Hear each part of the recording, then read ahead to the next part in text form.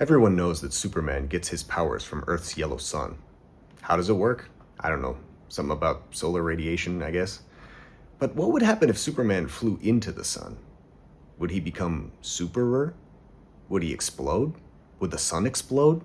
Or would they merge together and become some kind of a solar supervillain?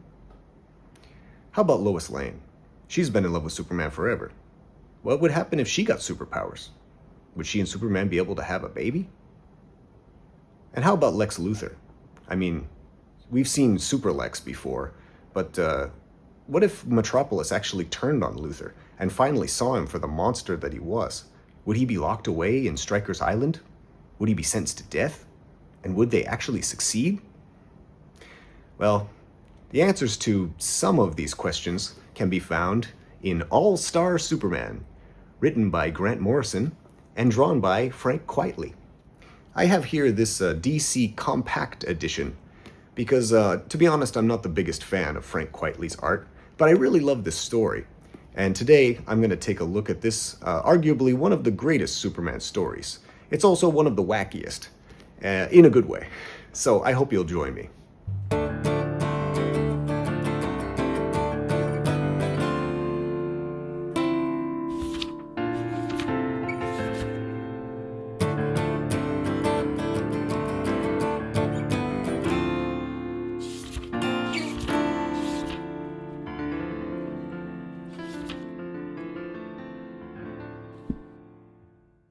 Say what you will about Grant Morrison, but the man is kind of a modern-day shaman.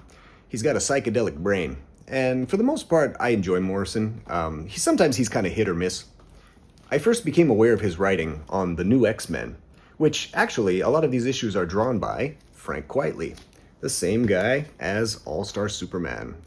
They're both from Scotland, and they seem to collaborate pretty well. Frank Quitely's art doesn't really work for me. In the New X-Men, I was pretty okay with it. I know some people have complained about the dumpy-looking, potato-headed people that he draws, which I can understand. And there are some moments in here that are kind of wacky, and I wish that he would maybe redraw that panel, but, for the most part, I'm okay with it. This is an example of why I don't really like Frank Quitely's art. I mean, look at that face. I'm not trying to throw shade, but I mean, I don't know. Can you just, redraw that a little bit better? Morrison, on the other hand, is a great storyteller, and in this one, he's actually at his wittiest and least pretentious, if you can believe that. There are a lot of heartfelt moments in here, and also a lot of quippy dialogue and the usual Morrison huge ideas done on a smaller scale. I like Morrison the best when he's forced to deal with a pre-existing character. I think when he creates his own work, it really is more bonkers, but when he's shackled to something like Superman, it kind of reins him in a little bit. I think the limitations are good for Morrison, so he can play with those big ideas, but he has to keep grounding it, and I actually appreciated that a lot about this. So let's take a look at this together. I'm going to try not to spoil anything. There might be a few little minor spoilers here and there, but for the most part, I'll just try to go over the main stories and the moments that I like and kind of give you an overview. And that's that. Love that cover of Superman just chilling on a cloud there. As I mentioned in the intro, it's a DC Compact Comics edition. And there's a spine. Got that typical Frank Quitely face there, Superman. And on the back, who's this? Wonder Woman? No. Super Lois Lane? What? Yes. The 12 Labors of Superman. Yeah, this is a nice little paperback edition. Sometimes I want a big fat omnibus, but then sometimes I want a little portable edition that I can carry around and take it on a bus or an airplane. And like I said in the intro, I don't really care for Frank Quitely's art that much. So yeah, this is perfectly fine for the story. We open with a group of scientists who seem to be falling into a sunspot, and long story short, Superman's gonna save them. This might be considered a minor spoiler, but it happens at the very beginning, so I'm just going to say Lex Luthor is actually controlling this kind of freaky-deaky looking guy using some kind of virtual reality system. This is yet another trick by Lex Luthor to try to kill Superman by knocking him into the sun. But Superman vanquishes the foe and saves the scientists and makes it back to Earth with powers that are even superer than before. And another kind of minor spoiler here at the very beginning, this guy in the rainbow suit, Mr. Quintum, offers to help try to save Superman because his cells are breaking down due to having too much exposure to the sun. And so he talks about how he's got the, these giant beings that he's going to shoot into space, and also these tiny nanites that can go into your bloodstream.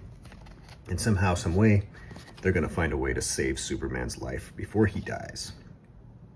Cut to some wacky, goofy Clark Kent action. There's actually some slapstick comedy in here, which is pretty fun. Superman and Lois walking down the street, runs into a guy, and of course saves his life from, this piece of this like building that's just falling off. And then, please stop talking for just 1 second. I have something to tell you. And the bag of groceries just laying on the ground. But Lois Lane doesn't believe that Superman has been Clark Kent all this time, or vice versa. She's like in denial about it. Like, how can he be that goofy reporter? Like the Superman that I'm in love with. That's funny.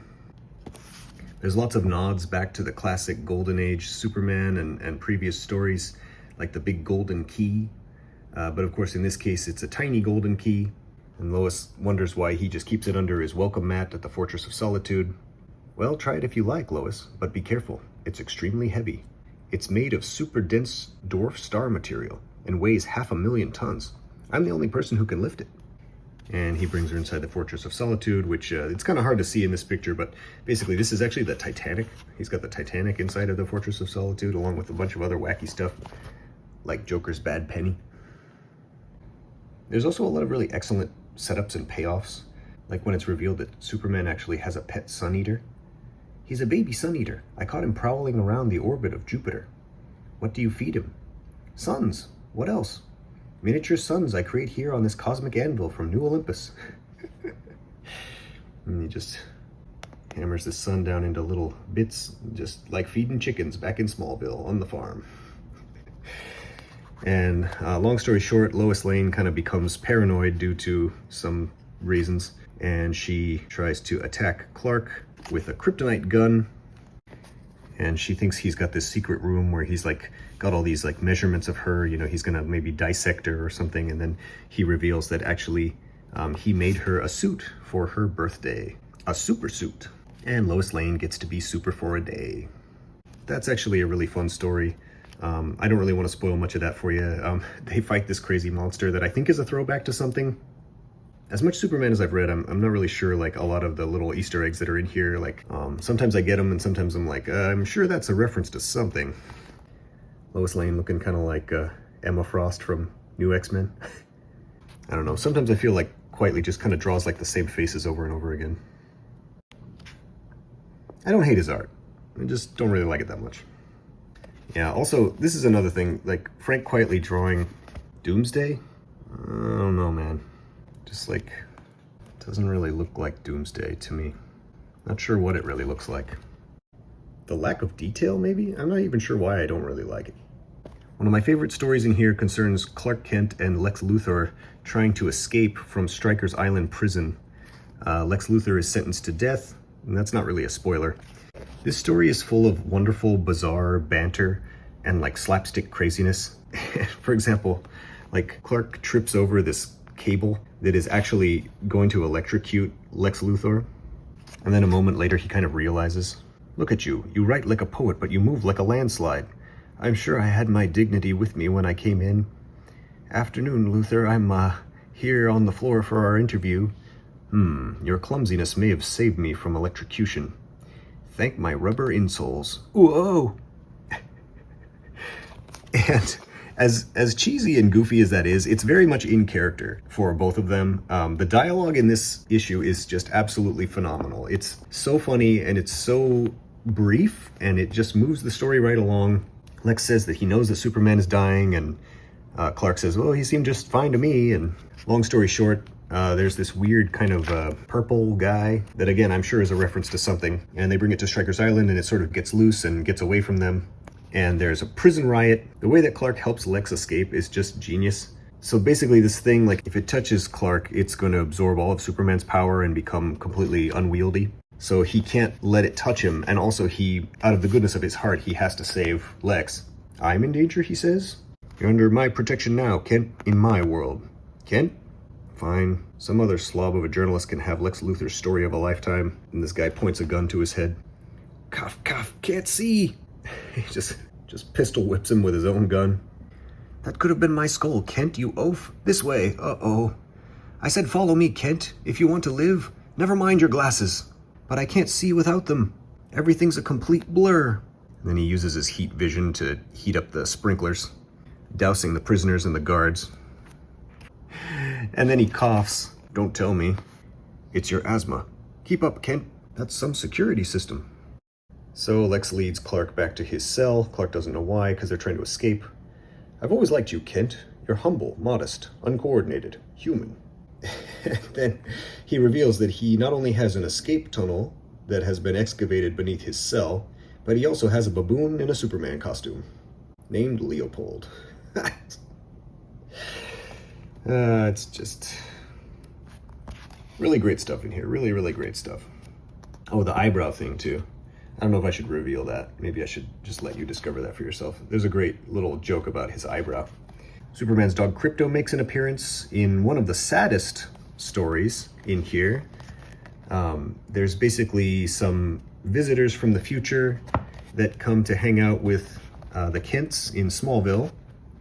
And you can see Clark and Krypto there playing fetch with an old dead tree.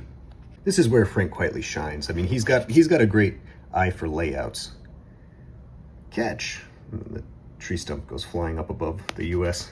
Krypto goes flying out into space. And I'm not going to spoil what happens in this one, but basically these visitors from the future come at a time when there's a tragedy in Smallville. And I was actually really moved by some of the stories in here. That's the thing about this collection, is it's got these bonkers moments, like for example, Zibaro and Superman tied to a rocket made of trash, and Zibaro's using his heat breath to try to launch him with a bunch of fireworks. There's these Kryptonian astronauts. So when Krypton blew up, there were actually these two astronauts that were away from Krypton, and they've ever since been sort of drifting through space. And they kind of look down on Superman because they think that by now he should have become a god on Earth, like he was destined to be, instead of just, trying to be like an Earthling. And they don't understand why he hasn't rebuilt Krypton, like, on top of Earth. And that was actually a really cool story, too. I love that idea of these, like, Kryptonian astronauts that survived. And lots of other good stuff in here. By the time I got to the end of this, I was very moved, actually. It has a really beautiful ending. I'm not going to spoil that one for you. I will say that I think it's worth reading other Superman stories before starting with this one. I don't think that this is a very good, first Superman story. But if you have read some Superman and you have a good sense of the character and the world and the supporting cast, yeah, I can't recommend this highly enough. It's a really, really wonderful tale. And yeah, never a dull moment. All right, I think that just about does it for my review of All-Star Superman. I hope you enjoyed this video. I hope it gave you some idea what the comic is all about. And if you've read this comic before, I hope maybe it was entertaining and you could kind of share a few moments with me. Anyway, I just want to say here at the end, thank you so much for watching. As always, I'll see you again.